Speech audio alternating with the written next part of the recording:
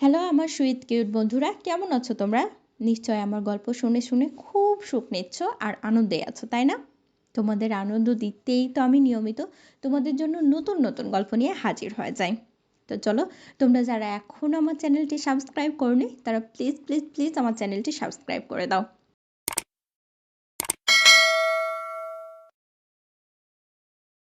তাহলে আজ রাতটা আমাদের হোক, শুধু তুমি আর আমি। স্বামীরা মৃদু হাসল। আমাদের এই আদরগুলো যেন কখনো কমে না যায়। সে আলতো করে স্বামীরাকে কোলে তুলে নিল, ধীরে ধীরে তাকে বিছানায় বসিয়ে দিল। স্বামীরা এক মুহূর্ত চুপ করে রইল, তারপর ধীরে ধীরে হাত বাড়িয়ে সাদিককে কাছে টেনে নিল। সাদিক তার কপালে ঠোঁট ছুঁয়ে বলল, সন্ধ্যাটা বেশ সুন্দর ছিল। আকাশের লালচে আভা আর পাখিরা নিড়ে ফেরার ব্যস্ততায় মগ্ন। শহরের কোলাহল থেকে একটু দূরে সবুজে ঘেরা ছোট্ট বাড়িটায় দাঁড়িয়েছিল স্বামীরা। সে বারান্দায় দাঁড়িয়ে সূর্যাস্ত দেখছিল, আর হালকা বাতাসে তার চুলগুলো উঠছিল এলোমেলোভাবে। সাদিক পাশেই দাঁড়িয়েছিল, তার হাতে এক কাপ ধোয়া ওঠা চা।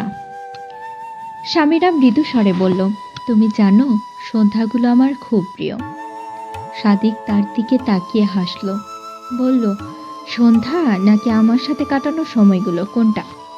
স্বামীরা একটু হেসে বলল, দুটোই, তবে তোমার সাথে থাকলে সময়টা আরো সুন্দর হয়ে যায়। সাদিক কাছে এসে স্বামীরার কাঁধে আলতো হাত রাখল। তাহলে আরেকটু সুন্দর করে দে, এই বলে সে ধীরে ধীরে তাকে পেছন থেকে জড়িয়ে ধরল। স্বামীরা এক মুহূর্ত চুপ করে থেকে বুকের স্পর্শ নিতে থাকলো, যেন এক প্রশান্তির বাতাস তাকে ছুঁয়ে গেল। স্বামীরা কাঁপা কাঁপা গলায় বলল, তুমি সবসময় আমাকে এমন করে আঁকড়ে ধরো কেন? সাদিক তার কানের কাছে মুখ এনে ফিস ফিস করে বলল, কারণ তুমি আমার, আর আমি চাই তোমাকে সবসময় আমার কাছে রাখতে। স্বামীরা কিছু না বলে চোখ বন্ধ করে অনুভব করছিল সাদিকের বুকের উষ্ণতা। তার দেহটা যেন ধীরে ধীরে নরম হয়ে যাচ্ছিল সাদিকের আলিঙ্গনে। সন্ধ্যা গাঢ় হতে থাকলো, আকাশে তারা ফুটতে শুরু করেছিল। স্বামীরা ধীরে ধীরে বলল, আচ্ছা, তুমি কি কখনো ভেবেছ আমাদের এই জীবনটা কেমন হতো যদি আমরা একে অপরকে না পেতাম? সাদিক মৃদু হেসে বলল, আমি কখনোই তা ভাবতে চাই না। তুমি আমার জীবনের সবচেয়ে সুন্দর অধ্যায়। স্বামীরা তার দিকে তাকালো, দু চোখ ভরে ভালোবাসার স্পর্শ নিয়ে। তাহলে আমাকে আরেকটু কাছে নিয়ে নাও, স্বামীরা বলল, আর সাদিক তাকে শক্ত করে বুকে জড়িয়ে নিল। সেই মুহূর্তটা যেন সময়ের চেয়েও মধুর ছিল। স্বামীরা তার মাথা রেখে দিল সাদিকের কাঁধে আর চোখ বন্ধ করল। সাদিক তার চুলে হাত বুলাতে লাগলো, যেন সমস্ত ক্লান্তি মুছে দিতে চায়। স্বামীরা ধীরে ধীরে বলল, তোমার গায়ের গন্ধটা এত সুন্দর লাগে। সাদিক হাসল, তাহলে সারা জীবন আমার কাছে থেকেও এই গন্ধ কখনো হারিয়ে যাবে না। স্বামীরা চোখ বন্ধ করে বলল, হ্যাঁ, আমি চাই তোমার ছায়া হয়ে থাকতে চিরকাল।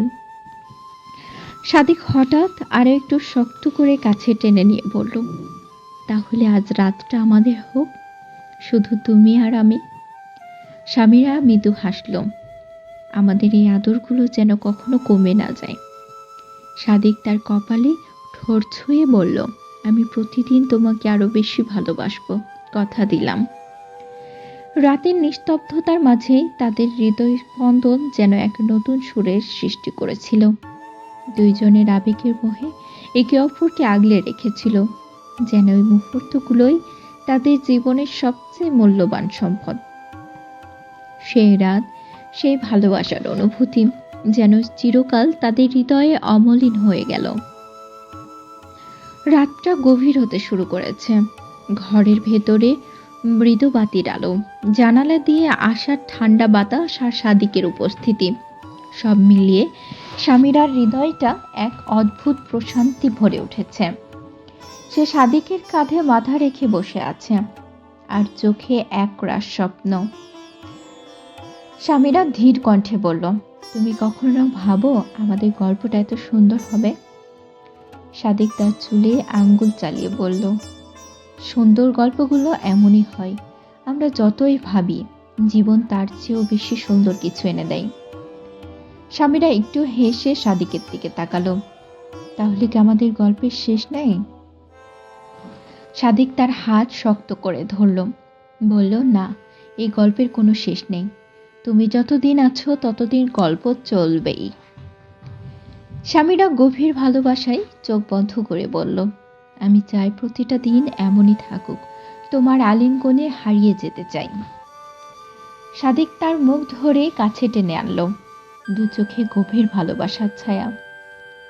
বলল, তাহলে হারিয়ে যাও আমার মাঝে। স্বামীরা শ্বাস ভারী হয়ে এলো। সে অনুভব করছিল সাদিকের উষ্ণ স্পর্শ। সাদিক তার হাত ধরে ধীরে ধীরে কপালে ঠোঁট ছুঁয়ে দিল। সে প্রতিটা স্পর্শে ভালোবাসার গল্প লেখা হচ্ছে। স্বামীরা ফিসফিস করে বলল, তুমি জানো, আমি যখন তোমার কাছাকাছি থাকি তখন সমস্ত দুনিয়াটাই ভুলে যাই। সাদিক হাসল, বলল, তাহলে আজ রাতটা শুধু আমাদের জন্যই থাকুক। সে আলতো করে স্বামীরাকে কোলে তুলে নিল, ধীরে ধীরে তাকে বিছানায় বসিয়ে দিল। স্বামীরা এক মুহূর্ত চুপ করে রইল, তারপর ধীরে ধীরে হাত বাড়িয়ে সাদিককে কাছে টেনে নিল। রাতের নিস্তব্ধতায়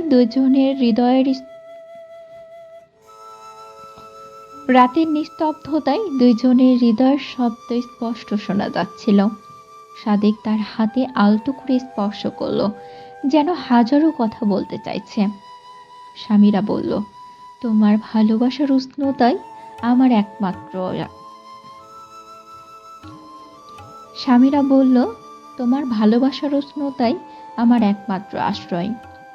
সাদিক তার ঠোঁট ছুঁয়ে বলল, তাহলে আমার মাঝে ডুবে যাও, যতক্ষণ না সূর্য ওঠে। রাত গভীর থেকে গভীরতর হলো। ভালোবাসার অনুভূতিগুলো একে অপরকে মোহিত করছিল। সময় যেন থমকে গিয়েছিল, শুধুই তাদের